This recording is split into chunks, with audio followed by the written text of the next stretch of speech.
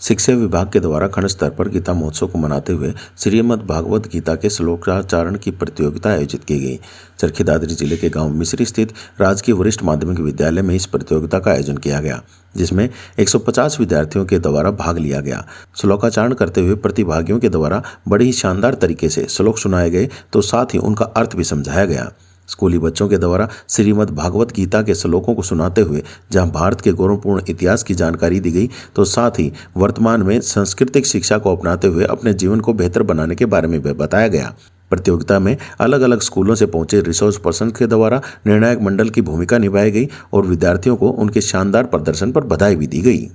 कर्मण्येवाधिकारस्ते मा फलेषु कदाचन मा कर्मफलहेतुर्भुः मा ते संगोऽस्तु कर्मणि। प्रस्तुत श्लोक महर्षि वेदव्यास द्वारा रचित दिव्य ग्रंथ मां श्रीमद् भगवत गीता के तृतीय अध्याय का 47वां श्लोक है।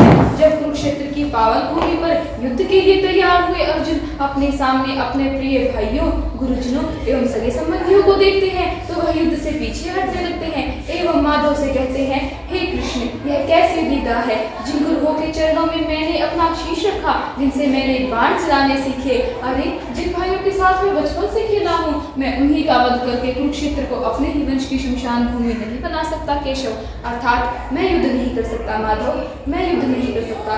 तब भगवान श्री कृष्ण अर्जुन को कर्म करने की प्रेरणा देते हुए कहते हैं, हे अर्जुन, तुम्हारा अधिकार केवल कर्म पर है, किंतु उसके फलों में कभी नहीं। इसलिए कर्म को बिना फल की इच्छा के करो और न ही कार्य करने में तुम्हारी आसक्ति हो।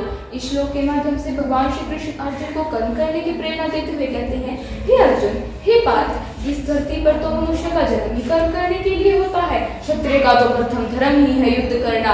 यदि तुम युद्ध से इस प्रकार पीछे हटते हो तो यह तो कायरता हुई ना पार्थ। इसलिए तुम निरंतर कर्मरत रहो, फल के प्रति आसक्त मत रहो, क्योंकि कर्महीन रहना ही एक वीर को शोभा देता है, एक वीर को शोभा देता है।